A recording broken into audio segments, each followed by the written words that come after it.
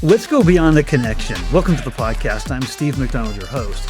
Today, we have, I think, one of the most genuine, interesting conversations in the IT world that is not discussed. You can go to any convention, you can read literature, but it's so germane, it's so important. We're going to talk about a roadmap for transforming IT from a cost center into a growth enabler, a center where you want to invest in because you get so much back. Now, what makes it really interesting is not only do we all know that we suffer from being seen as a support center, where we know we're a driver of growth and how we do that. And we have on today Kurt Schreiner. And Kurt, you are the VP of IT Infrastructure Management at Capital Bank. Your perspectives are so interesting. I want to dive right into this, but I want to tell people a little bit more about you to begin with here. You have a degree in psychology, which is going to lead to a lot of interesting conversation that we have today. You also have a very, very specific point of view on customer service, but you've never been in customer service. Maybe you have. I'm going to leave it at that. If you wouldn't mind, just maybe explain a little bit more about your background before we dive into it. Thank you very much. I appreciate being on this podcast. Yeah, I've worked in IT for almost 20 years, but I've held other jobs in my time. I've done other things. And to your point about customer service, I did not learn those soft skills by working in IT. I learned them through working in a service industry by having that servant's mentality. I worked for 15 years at the Joseph Meyerhoff Symphony Hall in Baltimore, supporting the Baltimore Symphony Orchestra and various other private events, concerts, things of that nature. I worked in the box office. I worked as an usher. So I have experienced every flavor of irate customer and happy customer and everything in between. Everything, what they say, the best laid plans, and not everything goes to plan. And so this is also what helped hone my ability to be able to take that hard left or hard right and change and modify how I assess the situation and what my next move might be. Well, tell me a little bit also about your psychology background, because it might actually lead into then maybe the very first. I'm going to blend the question with this next question, which is about how we define leadership within IT.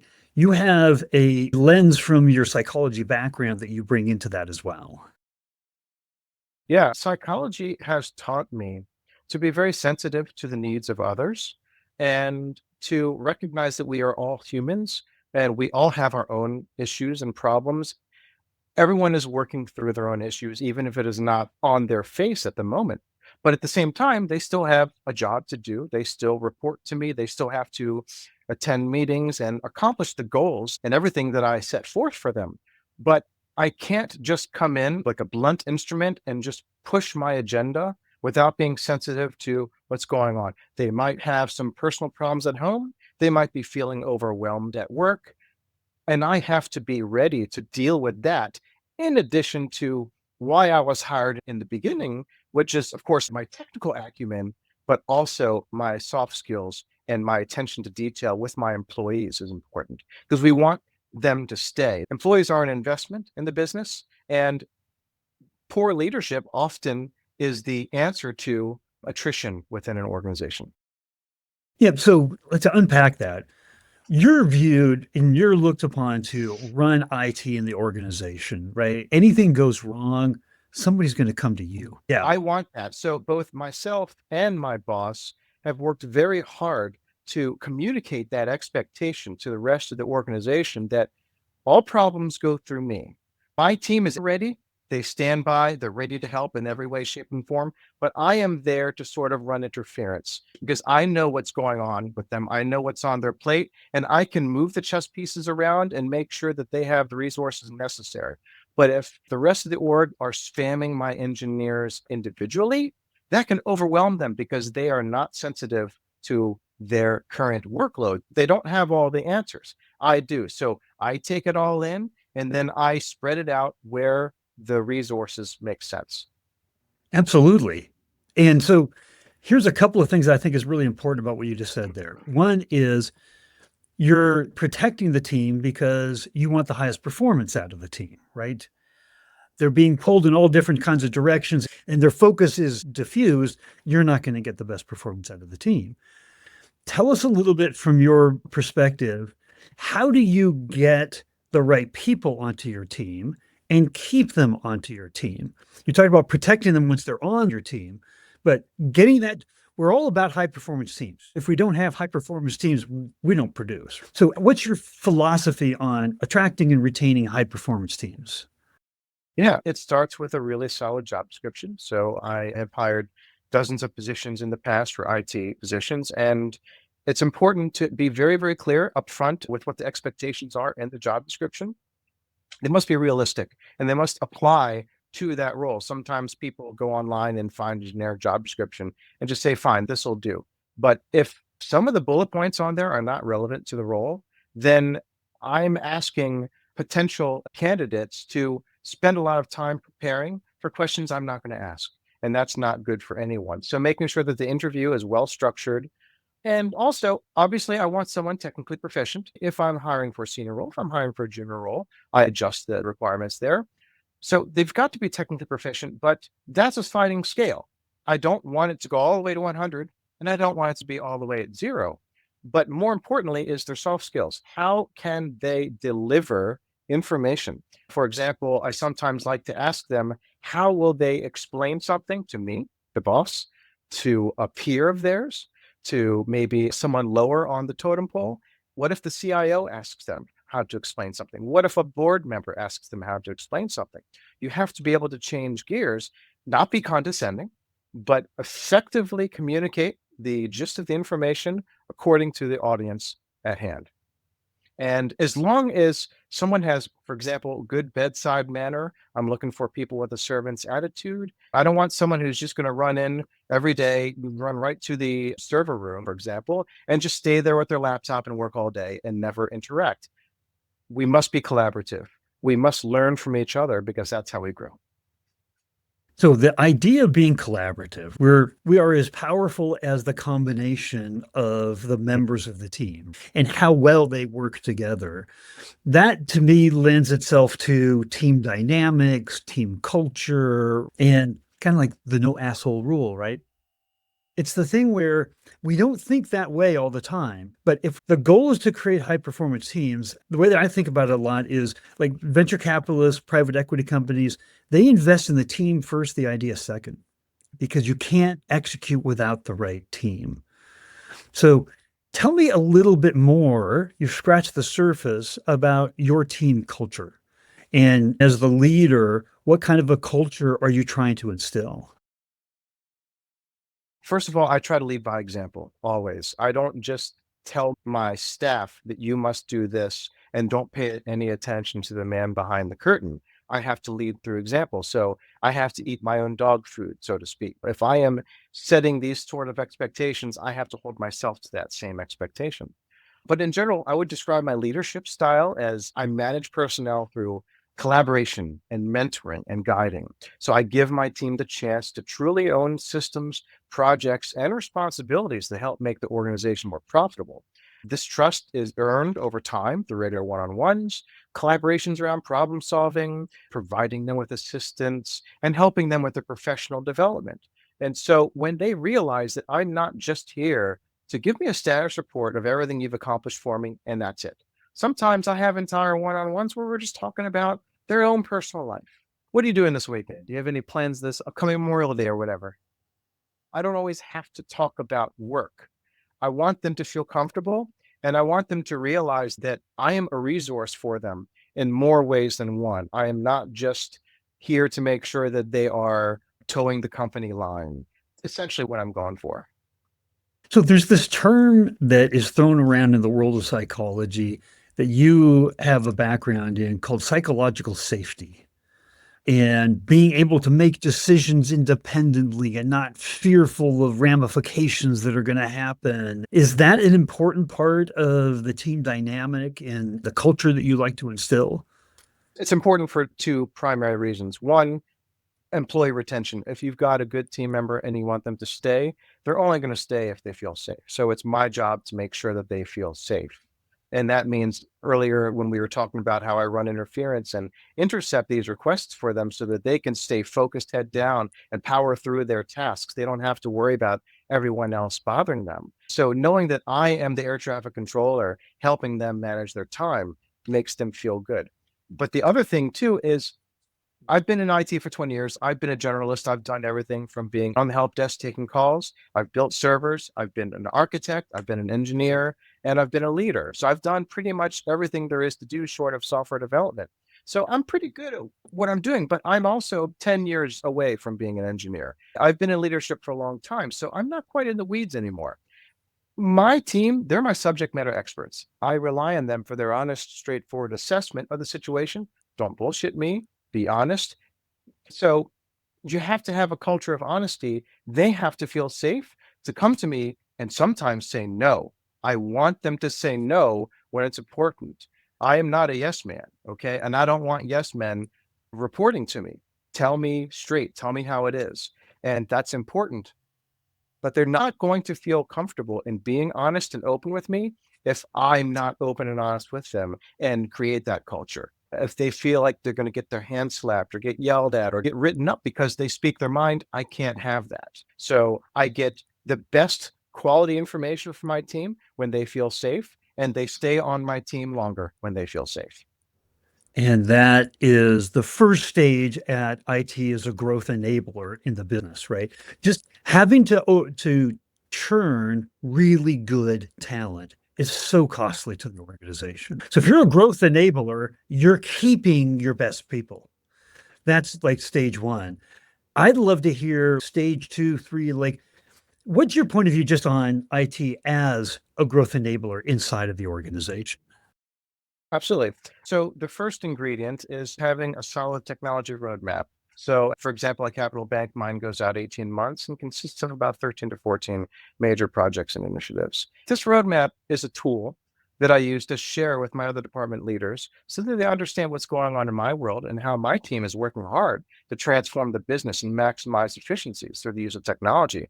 This is my marketing campaign. Me as an IT leader, my job is to market my team. I know how good they are, but I need everyone else to know how good they are. I am being the cheerleader for them. And I do that by showing them this roadmap, saying, look at all these amazing things we're doing for the company. And just in case the head of marketing says, Kurt, we've got a major initiative coming in October. Great, let's pull up my roadmap. These are all the initiatives I have going on in October. So it might be a little bit of a challenge. Or actually, I'm great. I'm glad you said that. I've got a gap on our time. My team will have some extra resources to lend a hand to you. So it's a negotiation strategy as well. And then what I like to do is I also like to create high level project plans with each initiative. I store them in Asana, which is a fantastic project management tool. And I organize it up to a portfolio and share it with executive leadership so that everyone knows what's going on in my department. No one has to ask, hey, Kurt, when is a cloud migration project going to happen? I clearly labeled start dates for all future projects, even if they're still in the planning phase. So everyone's on the same page. I am being incredibly transparent with everyone. I don't like managing from behind the scenes. I don't like enclosing everything so that no one can see what's going on. No, we live in a glass building and everyone has full transparency. Interesting that you started all that out, and the consistent pattern through your response there was all about communication. We don't see ourselves as salespeople or marketers because our vocation is very, very different. But if we are not selling, we are not marketing what we're doing to the rest of the organization, they're not going to know. And they're not going to come knocking, and they're not going to look for it, and they're not going to ask, what is it exactly you guys are doing? So here's my question. That all to me says we have to be our own advocates. Let me just pause there. In a well functioning IT department, all leaders should be advocating for the other leaders. So my boss should be advocating for me to the CIO, and the CIO should be advocating for all of us to the CDO, et cetera, et cetera. But we can't rest on those laurels. We can't expect that as to be a given.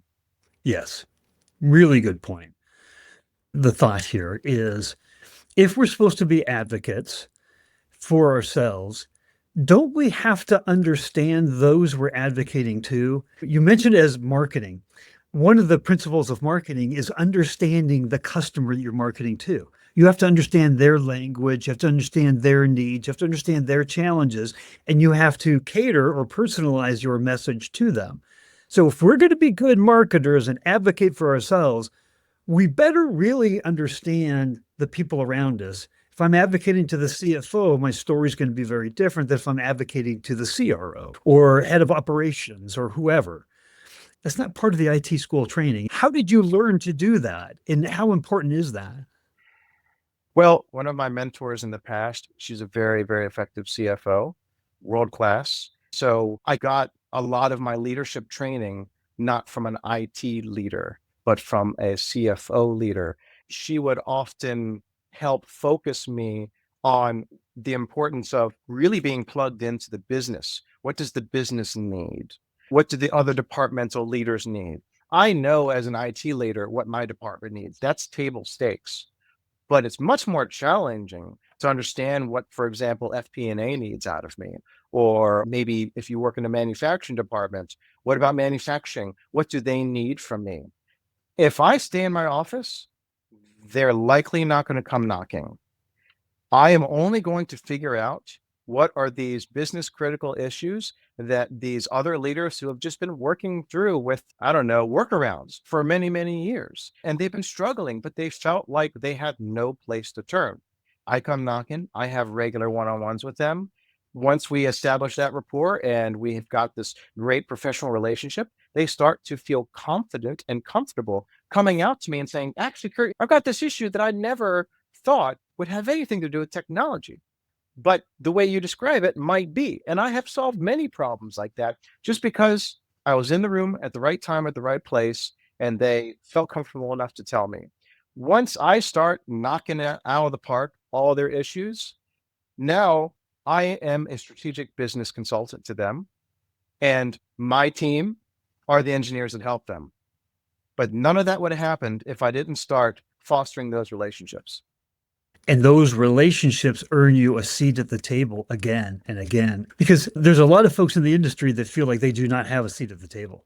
But there are more and more leaders in IT that, as they accept new positions, they're asking that question: how involved is IT in the strategic business decision making for the organization? It needs to be. That right there, I think, answers or is the entree to answering the question of how are we a growth enabler? If we are able to be at the table where the strategic decisions are being made, especially in an age like we've been in the digital transformation age for a long time. That's well treaded.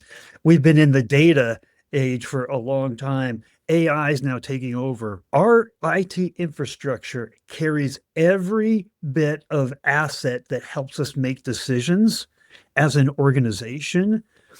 Data silos, they should be things of the past. It's like the numbers of ways that we can contribute and help is doing nothing but explode.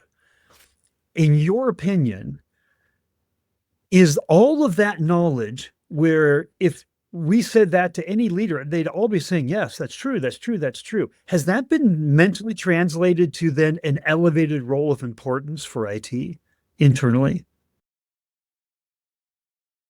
It is, once the business realizes that they have something to gain from extending that partnership outside of the traditional C-level suite. So, for example, chief revenue officers, CFOs, chief marketing officers, they always have a seat at the table by default. But to convince executive leadership and the board, for example, that IT needs to have a seat at the table, unfortunately, in many businesses, it's on the shoulders of the IT department to prove their worth, to prove that they deserve that, hey, I've got something to offer other than just giving you email. Right. Which means our roles as a marketer, a salesperson, an advocator, a consultant, we just added a really big, important chunk to what our responsibilities are that aren't going to be on the CV or what we responded to, what with the requirements for this position. Those aren't usually on there. So, how important is that for internal career growth and development? Like, as you're looking at your team as a leader, our responsibility is to help them grow, help them move up to the next level, help them do what we do, like encouraging them in their hard skills and their soft skills. In the balance of that, how important do you feel that is? My number one goal as a leader, I know that my team are not going to stay forever. They are going to move on to something else at some point. If they leave with a much better resume because I helped mentor them and coach them and guide them. And now they are significantly better employees than I have. I am successful. I want them to be better. So I do whatever I can for their yearly goals. For example, other than just keeping the plate spinning, I always have some educational aspects to it. So getting certifications, learning about new technologies, it's important for us to constantly grow. And if someone shows an interest in leadership, then I will take them under my wing and I will try to teach them as much as I can about leadership. Maybe that might be in the cards for them someday, maybe not, but I have to give them that opportunity. So I feel like I'm bouncing back and forth between hard skill, soft skill, and I want to bounce back to hard skill a little bit right now. Is there a story like these different departments that you're meeting with and you're earning the right to be at the table and you're proving like, hey, involve Kurt, involve any of the IT leadership here, and it's going to help without getting into anything proprietary. We remember things 23 times better was a Harvard Business Review study if it's told to us in the form of a story.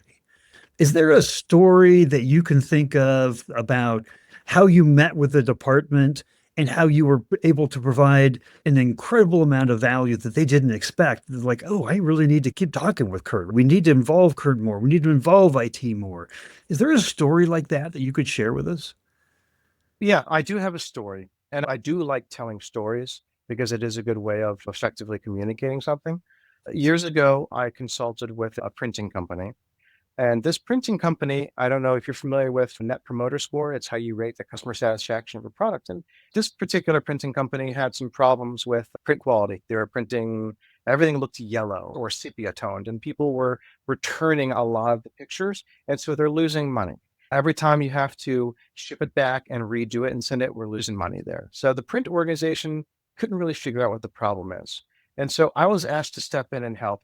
I'm not a printing expert, just to be very, very clear about that. I didn't know what the problem is going forward. I just knew that there was a problem and they were pretty stymied. They didn't know what to do about it. So first I interviewed all the print staff and they showed a passion for really printing well, but they didn't quite know all 100% of the ins and outs of how to maximize that printer and get the most out of it. And so what I did was I called in our print experts. I flew in and we did a full top to bottom assessment of everything. And what they found out was that the printers are actually just not calibrated. All you have to do is just calibrate them properly. And now all of a sudden they're going to be printing better. So we're all learning something here. We're all improving ourselves, both they are and the businesses too. And they were able to not only teach the staff how to do this, train the trainers, so to speak, but also we squashed that problem and it was no longer present. And our net promoter score jumped because of that, because we were now printing better quality stuff. And so the takeaway here is I never look at myself as being the expert in the room. I get the experts. I get the smartest people in the room. I create a collaborative environment so that everyone feels comfortable talking, speaking their minds. No answer is wrong per se. No input is not welcomed. And after a while, people feel confident and comfortable enough to say, look, I actually saw this thing happen. I don't know if it's relevant. And then the expert might be like, hey, actually, that is relevant. I'm glad you brought that up. If that person didn't feel comfortable bringing that up, we might not have been there. So I'm there to facilitate the conversation, to negotiate, and to make sure that it's staying on the rails. What you did there was started with a problem that was impacting the business and their ability to grow. The net promoter score is basically a loyalty indication and how much customers are willing to recommend you. It's a really important KPI. I would love to hear more about that's one example of how you helped grow the business. I'd just love to know what's your definition? Let's get back into this. Title is about how do we not look as a cost center, but a growth enabler, and how you look at the definition and how you do that. Yeah, lots of people have asked me in the past, how do you define what is the difference between normal IT work, such as break fix, inbound tickets, vendor management, and actual growth initiatives? Because to be clear, when I'm talking about transforming an IT department to a growth enabler, I'm not saying we're no longer doing the break fix stuff. We still have to keep the lights on. We still have to do what we were originally hired for.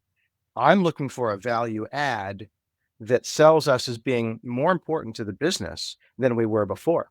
So the answer, most organizations have what's called strategic goals that they publish at the beginning of the year. These goals are the way a business defines how they will grow their revenue. This is their roadmap for growth. So they're laying it all out there, whether it's reducing errors, improving our marketing strategy, reducing overhead costs, whatever the case may be. They lay it all out. Okay. So they're very, very clear. These are all the things we're going to do. Most IT departments don't pay too much attention about that. But what I do is I feel like as long as my team is helping with most or all of these initiatives, then that by definition transforms us into a growth enabler because we are working on those things. If the other departments are working on these initiatives and they're considered growth enabler departments, then we are also by definition if we're also working at that. So the opposite of this is an IT leader that likes to stay out of the spotlight and be more like the archetypal manager from the old TV series, The IT Crowd. I don't know if you've seen that before, a very funny show. But that whole premise is they like to stay away from the business. They don't want to get too involved with the larger business. They avoid talking to department leaders. They prefer to stay within the IT department, just working on their stuff. And then they clock out at 5 and that's it. Now, there's nothing inherently wrong with that method. That's fine. But when you, as an IT leader, mostly ignore the business's desire for growth and you stay in that shell of that IT department, you are now firmly entrenched in being a cost center. And when the business leadership perceives your department as being a cost center, then someday when the business sales slump and revenues are down, CFOs looking for ways to reduce overhead, guess what? Cost centers are the first to go. Absolutely. So you've laid out so much being a marketer, a salesperson, a consultant, an advocate, understanding the business, understanding other departments, proactively taking a position and helping. I mean, it's this podcast mission is to bring different perspectives together from all of us, all of our years of experience and our insights to help each other. And I just want to say that I think you've given us a lot of new insights today. You've been part of that rising tide that lifts all boats. I have one last question for you, and that is this. If there was one thing that you wanted people to take away from this podcast, what would that one thing be? From a leadership perspective, it can be very difficult transitioning from some flavor of an engineer into a leader or an architect into a leader. Most people do that. Very, very, very few people come out of school and go right into leadership. You need to cut your teeth in some way, shape, or form. You need to learn how all the wheels are spinning. So when you do finally make that jump, you finally got your first management position. The biggest thing most people struggle with is taking off that engineer's hat. They made their money by engineering and they made a name for them by solving problems, which is great. Well, guess what? Solving problems is not over. You're still solving problems. So my leadership style, I have what's defined as being the 4 quarters philosophy. It's a term I coined. So 25% of my time is spent around leadership and people management. 25% is around pure IT and project management. 25% is around FP&A, budgets, contract negotiations, and vendor management. And the final 25 is long-term strategic planning. So obviously I'm wearing a lot of hats. And most people going in, they are more like 90% engineer and 10% leadership. And as they say in that old movie with Matthew McConaughey, those are rookie numbers. You got to pump those numbers up. You need to expand and start to wear more hats that are business friendly and insert yourself into the business. So get out of your comfort zone. Trust that your engineers are doing the job that you once did. Let them do that and start to do the things that they cannot do, which is be that cheerleader. Thank you. Here's something that I know is going to happen. People are going to have questions. Would it be appropriate if I gave out a link to your LinkedIn profile that people could reach out to you if they had questions? Absolutely. Thank you. Appreciate it. Well, Kurt, thank you for coming on and sharing all this advice and help us think differently about our jobs and our responsibilities and the attachment to the growth of the entire business. You completed the whole story. I appreciate you coming on today. Thank you very much. I appreciate the opportunity.